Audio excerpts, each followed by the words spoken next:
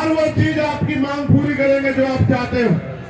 लेकिन मैं धन्यवाद दूंगा उस समय के सारे मुस्लिम डेलीगेटों का कि उन्होंने अपने हक अधिकारों की परवाह न करते हुए ये बात मानते हुए कि डॉक्टर अम्बेडकर की बात सही है, उस समय बाबा साहब अम्बेडकर का साथ दिया, जिसकी वजह से बाबा साहब अम्बेडकर को कम्युनल अवार्ड मिला। और बाद में वो बात 24 सितंबर 1932 को पूरा पैक्ट पे खत्म हुई, जहां से कमजोर शोषितों को आरक्षण मिला। ये बात मैं आपको इसलिए कह रहा हूं क्योंकि आज आप पढ़ लिख के समझदार हो गए हो। अगर दोस्त दुश्मन को नहीं पहचानोगे तो फिर आपके साथ जो जुर्म जाति अन्याय होगा आप उसके जिम्मेदार खुद होंगे।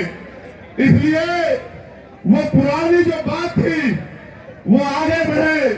ये कमजोर शोषितों की, दलित, पिछड़े, आदिवासी, मुसलमान, जैन, सिख, बौद्ध, पारसी कमजोरों की एकता बने और एकता बनके इनके मसलात हल हो, इनको भारत में स्वाभिमान सम्मान का जीवन मिले, जो कि अभी नहीं मिल पा रहा है। इसकी तैयारी करने के लिए आज हम लोग यहाँ इकट्ठा हुए।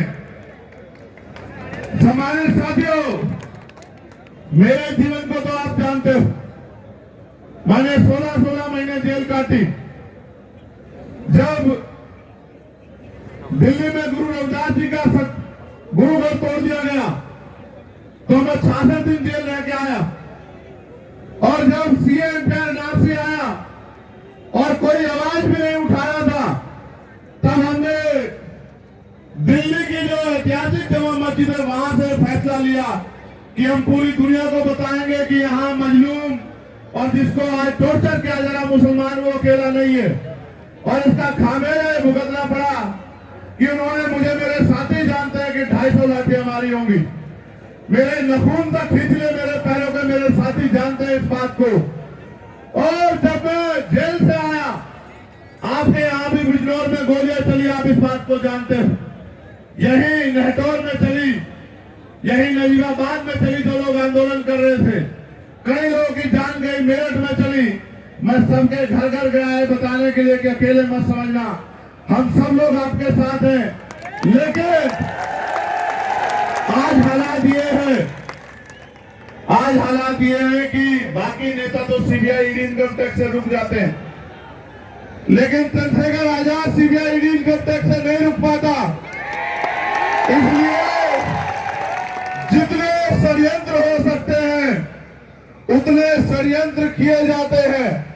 और तो और सरकारें, जब ये आरएसएस भारतीय जनता पार्टी की सरकारें रोक नहीं पाती तो मेरे ऊपर गोलियां चलाती है। आपके प्यार आशीर्वाद से इनकी गोलियां मेरा कुछ नहीं बिगाड़ सकती। इसलिए आपसे कह रहा हूं कि आपके अंदर एक भय, और ये भय मैं दूर करना चाहता हूं। आपको ये लगता है और आपको बार बार ये बताया जा रहा होगा कि भाई चंद्रशेखर का साथ देने से आप कमजोर हो जाओगे। मैं आपको याद दिलाता हूं,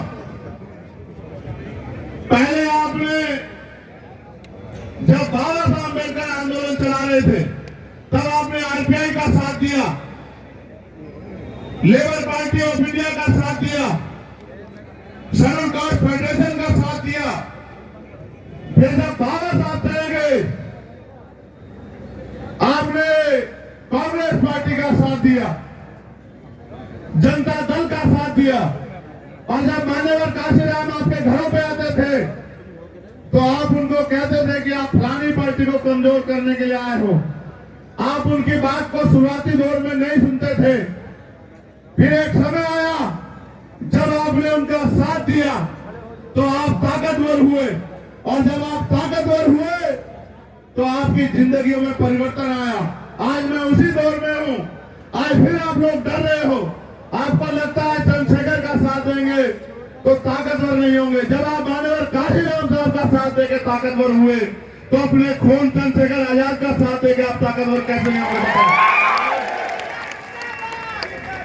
मैं बात आपको इसलिए कह रहा हूं, ये लड़ाई विचारधारा की है, व्यक्ति से नहीं है, जाति से नहीं है, धर्म से नहीं है। ये लड़ाई विचारधारा की लड़ाई है।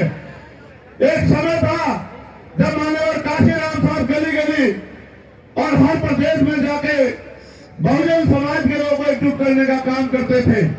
और जहां बाबा साहब अम्बेडकर ने आंदोलन छेड़ा, जहां बाबा साहब अम्बेडकर ने आंदोलन छेड़ा, उस महाराष्ट्र की धरती के सभी नेताओं ने माननीय काशीराम साहब को ये कह के हटा दिया कि आपके बस का नहीं है, आप नए आए हो, आप नहीं कर सकते हो, हम बाबा साहब के सिपाही हैं। और वो बार बार ये कहते थे कि बाबा साहब की विचारधारा तो बहुत अच्छी है, बहुजन हिताय बहुजन सुखाय की, लेकिन इससे हम लोग राजनीति में कामयाब नहीं हो सकते। लेकिन कहते तमन्ना अगर सच्ची हो तो रास्ते हजार होते हैं। माननीय काशीराम साहब ने ये करके दिखाया, उसी विचारधारा का झंडा डंडा पूरे देश में लहरा के दिखाया, ताकत बना के दिखाई। उनके आंदोलन की खूबी थी कि उनके आंदोलन से ऐसे नेताओं का निर्माण हुआ जिनके पैरों में चप्पल भले दो रंग की हो, जिनके घरों में भले छत ना हो, जिनके पास बड़े बड़े महल ना हो, जिनके पास बड़ी बड़ी गाड़ियां ना हो, जो करोड़पति धंधा सेठ ना हो, लेकिन ये आंदोलन की ताकत थी कि एक समय ऐसा था कि गरीब के बेटे विधानसभा लोकसभा में गए और जब माननीय काशीराम साहब चले गए, यहाँ के जो उनके लेफ्टिनेंट हैं उन्होंने उनके नारों को ही बदल दिया। नारों में कितनी शक्ति होती है मैं आपको बताता हूं। जब मैं नारे कहूंगा जो बहुजन मूवमेंट को जानते हैं उनके दिल में आवाज आ जाएगी। ये नारा बताओ किसने दिया कि शिक्षित बनो, संगठित रहो, संघर्ष करो, बताओ।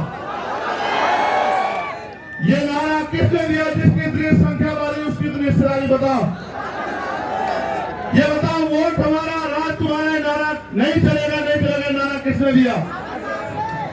जब ये नारे देने वाले लोगों ने इन नारों के बदौलत समाज को जगाया, जैसे बाबा साहब के लेफ्टिनेंटों ने वहां किया महाराष्ट्र में कि ये विचारधारा बहुत अच्छी कामयाब हो सकते नहीं, ऐसे उनके लेफ्टिनेंटों ने किया कि 2006 में जैसे माननीय काशीराम साहब चले गए, उन्होंने कहा हम ये नारे को बदल के बहुजन से सर्जन कर देते हैं। बहुजन से सर्जन हुआ और आप देखो आज क्या हालात हो गई है। विचार हमारी शक्ति होती है, विचार हमारी ताकत होती है, विचार हमारा आधार होता है। जब आप विचार छोड़ते हैं तो आप अपना लक्ष्य छोड़ते हैं। पहले उन दलों का लक्ष्य होता था गरीबों की आवाज उठाना, आज उन दलों का लक्ष्य है अपनी और अपने परिवार की संपत्ति बचाना। आप ये सोच लो मेरे लोगों, आप पे इतने जुर्म जाति के अत्याचार हुए, सीएनआरसी जैसे मामले आए, 2 अप्रैल जैसे मामले आए, क्या कोई अमीर आपकी आवाज उठाने आया? आपने जिनको नेता बना के भेजा विधानसभा लोकसभा में, क्या वो आपके क्षेत्रों के लिए बोले? अभी आपके यहाँ लोकल में सबसे बड़ी समस्या ये हुई, जानकारी के तौर पे जो सीनियर लोग हैं इनको बता दो, यहाँ गुलदार ने 20 से ज्यादा लोगों की जान ले ली।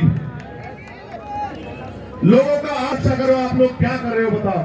अगर अजय एक नेता को नुकसान हो जाता, एक उद्योगपति को नुकसान हो जाता, पूरी सरकार पड़ जाती है यहाँ के, लेकिन यहाँ गरीबों की जान जा रही है, कोई पूछने वाला नहीं है। ये क्षेत्र को मिला 20 से ज्यादा लोगों की जान चले गई। मैंने मुख्यमंत्री ने कहा आप सबकी बात सुनते हो, अगर वास्तविकता में आप मुख्यमंत्री हो और आप योगी का चरित्र रखते हो तो 25-25 लाख रुपए का मुआवजा दो उनके बच्चों को, जिनके घरों में इनके घरों के चिराग बुझ गए।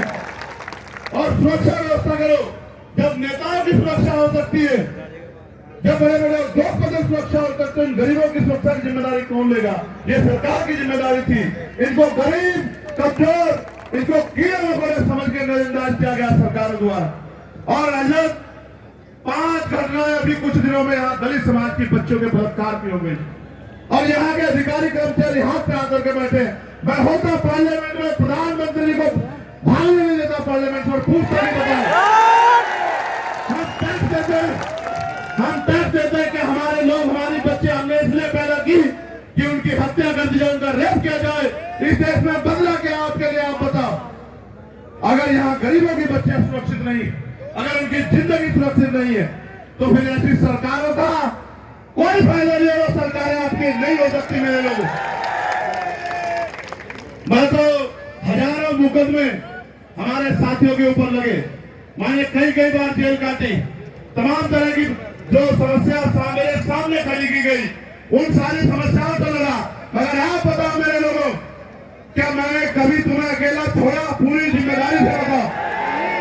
हर दुख जाति में मैं आपके साथ खड़ा। जिस नेता को आपने वोट देके बनाया, वो तमाशा देखता रहा, वो एसी में पड़ के सोता रहा, और आपका चंद्रशेखर, जो आपका बेटा है, बिजनौर के लोगों, नगीना के लोगों, वो आपके लिए सड़कों पे लड़ता रहा। ये लोकतंत्र है, आपके पास ताकत है। आप चाहो तो किसी को कुर्सी पे बिठा दो, और आप चाहो तो किसी को कुर्सी पे पटक के जमीन पे बिठा दो। ये आपकी ताकत है। आज हालात ये है कि संविधान खतरे में, हमें लोकतंत्र को बचाना है, उसको स्थापित रखना है। जो सपना बाबा साहब ने देखा था वो पूरा नहीं है, अभी तक पूरा नहीं हुआ। जो सपना मान्यवर काशीराम साहब देखा वो अभी तक पूरा नहीं हुआ। अगर वास्तविकता में आप अपने आप को बाबा साहब की औलाद कहते हो, काशीराम साहब की औलाद कहते हो, तो आप बताओ, जब उनका सपना पूरा नहीं हुआ तो आप चैन से कैसे बैठे मेरे लोगों? आप बताओ, आपको नींद कैसे आती है? आपका पेट कैसे भर जाता है जब आपके महापुरुष ने अपने बच्चे कुर्बान किया आपके लिए? आप उनके आंदोलन को, उनके सपनों को पूरा करने के लिए क्या कर रहे हो? मैंने तो मान्यवर काशीराम साहब की एक बात को बिठा बांधी। उन्होंने कहा कि मुर्दा लोग मिशन नहीं चलाते और जिंदा लोग मिशन को रुकने नहीं देते। मैंने उस दिन ठान लिया कि हम मान्यवर काशीराम साहब का मिशन, सामाजिक परिवर्तन और आर्थिक मुक्ति का मिशन आगे बढ़ाएंगे। और आप ये जानते हैं, एक भी दिन हम लोग और भीम आर्मी आजाद समाज पार्टी के लोग चैन से नहीं बैठते। मैं बधाई दूंगा आप लोगों को कि अगर आज लोकतंत्र जिंदा है तो आप जैसे साथियों की वजह से है। आज अगर संविधान सुरक्षित है तो आप जैसे साथियों की वजह से है। संविधान को खतरा कैसे? क्या इस देश में धार्मिक आजादी बची है? अगर बची है तो आप करके देखो कोई धार्मिक प्रोग्राम सड़क पे, आपको पता लग जाए।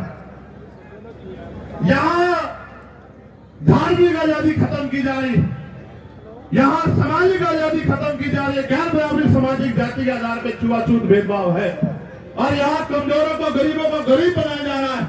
और सरकार केंद्र की चंद पूंजीपतियों की सरकार बन गई है। मणिपुर चल रहा है, बहन बेटियां, बच्चियां, वहां के आदिवासी और वहां के क्रिश्चियन, ईसाई लोग देश की तरफ आंख उठा के देख रहे हैं, कोई हमारी आवाज सुनेगा।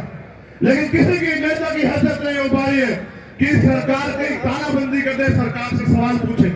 क्या इस देश में आदिवासियों को, दलितों को, ईसाइयों को, मुसलमानों को रहने का, पिछड़ों को रहने का हक नहीं है क्या? आप बताओ, क्या वो लोग टैक्स नहीं देते हैं क्या? क्या उनपे दुर्न जाति करने का? आज जो भगवान बुद्ध को मानने वाले लोगों को करके देखो, एक आयोजन आपको परमिशन लेनी पड़ेगी, और परमिशन नहीं देंगे आपके आयोजन में आके आपका आयोजन खराब कर देंगे। ये हालत है। इसलिए आपसे कह रहा हूं, न्याय धर्म से अधिकार है, न्याय मिलकर आपको आंदोलन करने पड़ते हैं। सारी सरकारी संस्थाओं को बेचा जा रहा है, निजीकरण हो रहा है, आपकी नौकरियां खत्म कर दी, पेपर लीक हो रहे हैं, लूटपाट मची है, गरीबों की जमीन पे भाजपा के लोग आग बनाए बैठे हैं। कैसे मौका मिले आपकी जमीन छीने, और जहां आपके आसपास के लोगों की छीनी होगी खूब। इसलिए आपसे कह रहा हूं, आज आपके कंधों पर जिम्मेदारी है संविधान को बचा के लोकतंत्र को, असली लोकतंत्र को, जिसमें गरीबों के हक की आवाज उठे, गरीबों का भी मान सम्मान हो, उसको हम लोग को स्थापित करना है। उसकी तैयारी के लिए आज हम लोग यहाँ, क्योंकि 9 अक्टूबर मान्यवर काशीराम साहब जब यहाँ से विदा हुए, उनकी संतानों को संकल्प लेना चाहिए था कि काशीराम साहब 10 साल में आपका अधूरा कारवा पूरा करेंगे। उनसे तो नहीं हुआ। जिनको वो ताकत देके हम इसको कारवा को पूरा करके दिखाएंगे। इसलिए जो है, मैं आपसे कहना चाहता हूं, कमर कसो, कमर कसो और आगे बढ़ो। और अगर दुनिया की बात आप देखोगे, अभी मैं चर्चा कर रहा था एक पत्रकार साथी से, और मैं जानता हूं मीडिया के साथी इस बात पे जरूर ध्यान करें मेरी। जैसे हमारे देश के प्रधानमंत्री जी को इजराइल